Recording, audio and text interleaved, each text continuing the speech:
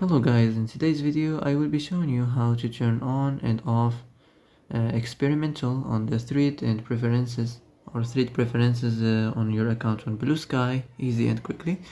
So first of all, enter the application, then click on these three lines up here and then go to the settings. Now here you will find content and media. Now here you will find thread preferences, click on it, and as you see here you will find experimental, so you can just click on it like this and it will be turned on, and also you can turn it off just like this.